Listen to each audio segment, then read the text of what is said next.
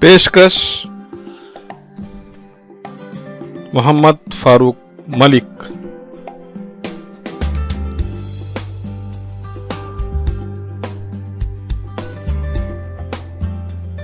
सबक नंबर 4, खद्दर का कफन के सवालात और जवाबात, जमात शशुम।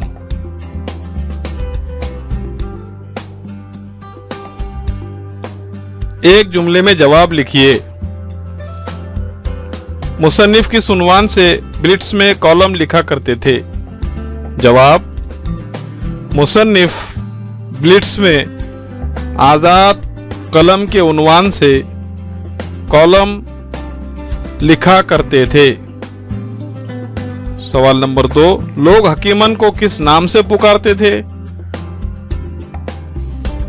जवाब, लोग हकीमन को हक्कू कहकर पुकारते थे। सवाल नंबर 3, सुबह सुबह हकीमन के घर से किस चीज की आवाज आती थी? जवाब, सुबह सुबह हकीमन के घर से चक्की की आवाज आती थी।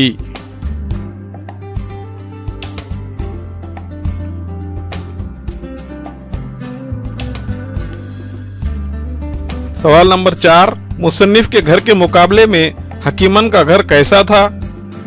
जवाब, मुसन्निफ के घर के मुकाबले में हकीमन का घर जूते के डब्बे जैसा था।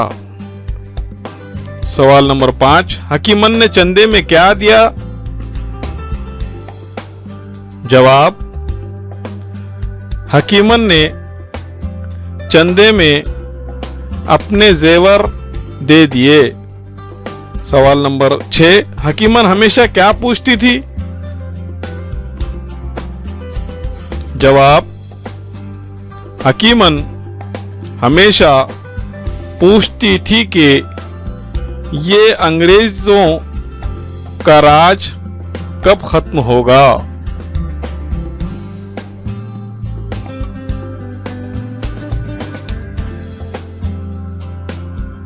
मुख्तसर जवाब लिखिए। पहला, एक दिन मोहल्ले वालों ने हकीमन को किस हालत में देखा?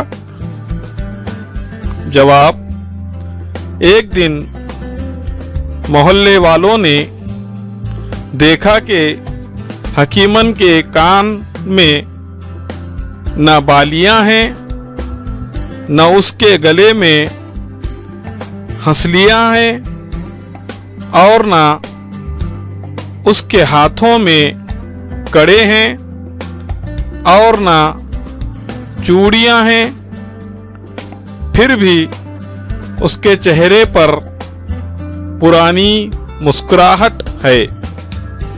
सवाल नंबर 2, बुढ़ापे में भी हकीमन ने चरखा काटना क्यों नहीं छोड़ा? जवाब,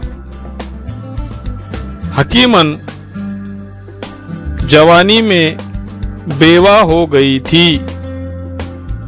अपने बच्चों को पालने के लिए वो चरखा काटती थी। बुढ़ापे में वो चरखे पर अपने लिए खद्दर का कफन बुन रही थी, इसलिए उसने चरखा काटना नहीं छोड़ा।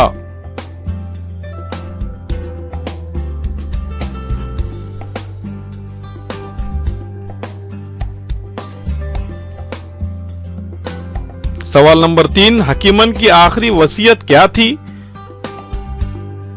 जवाब,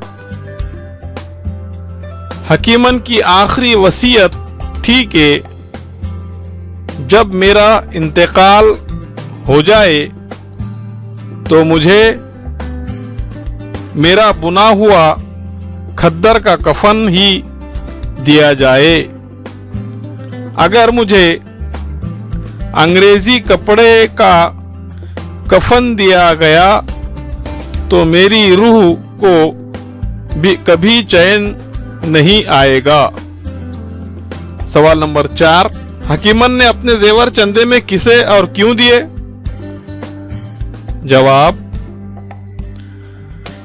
हकीमन ने अपने जेवर गांधी जी और मौलाना जौहर को चंदे में दिए ताकि इन पैसों से अंग्रेज़ों के खिलाफ आज़ादी की लड़ाई लड़ी जा सके।